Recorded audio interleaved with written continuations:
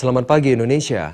Anda menyaksikan seputar Bali terkini pukul 10 WITA bersama saya Pratnya Wiguna. Pada umumnya, masyarakat Indonesia dari dulu hingga kini lebih cenderung memiliki sifat konsumtif dibandingkan produktif. Hal tersebut terbukti dari banyaknya masyarakat yang gemar melakukan transaksi jual beli barang, baik secara langsung maupun online, tanpa memikirkan apakah barang tersebut kebutuhan atau tidak. Bijak dalam bertransaksi sebagai konsumen harus lebih ditingkatkan guna menjadi konsumen yang cerdas. Ketua Yayasan Lembaga Konsumen Indonesia Bali, Putu Armaya mengatakan, jelang pergantian tahun baru 2017 mendatang, tidak terlepas dari aktivitas jual beli barang secara besar-besaran, baik makanan maupun barang pokok lainnya, sebagai penunjang perayaan tersebut. Tidak sedikit masyarakat kalap mata saat berbelanja jelang hari raya, sehingga barang yang tidak seharusnya dibeli akhirnya hanya menjadi beban pengeluaran yang tidak terkendali. Menurut Armaya, menjadi konsumen yang cerdas itu tidaklah sulit, asal mau belajar dan memahami perilaku diri untuk tidak semena-mena dalam melakukan transaksi yang berlebihan yang justru akan merugikan diri sendiri.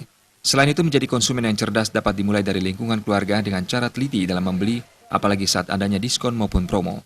Masyarakat harus lebih selektif, sebab saat ini banyak perusahaan yang pintar dalam mengelabui konsumennya. Nah, selain juga makanan, biasanya saat menjelang akhir tahun itu adalah ada diskon besar-besaran nih, diskon besar-besaran di swalayan tuh di mall ya, mereka memberikan diskon besar-besaran sampai cuci gudang gitu ya. Nah, ternyata kalau diskon besar-besaran dan cuci gudang itu juga ada persoalan di bidang undang-undang perlindungan konsumen. Artinya pelaku usaha yang mendiskon produknya semakin banyak ternyata tidak diimbangi kualitas barang yang baik. Termasuk juga diskon itu adalah semuanya akal-akalan yang diberikan oleh pihak pelaku usaha dan pengelola swalayan seperti itu.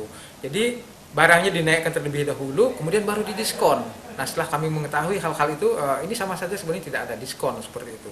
Kemudian barang yang diobral, ya obral dengan lelang segala macam seperti itu, ternyata barang-barang yang dijual dalam jumlah yang banyak itu, banyak yang saya temukan itu cacat tersembunyi. Masyarakat diimbau untuk lebih teliti dan peduli akan haknya sebagai konsumen, agar terhindar dari produsen nakal yang tidak bertanggung jawab, yang hanya mencari keuntungan semata, tanpa memikirkan hak para konsumen. Darta Bali TV. Kami akan kembali di seputar Bali terkini 1 jam mendatang. Selamat pagi dan sampai jumpa.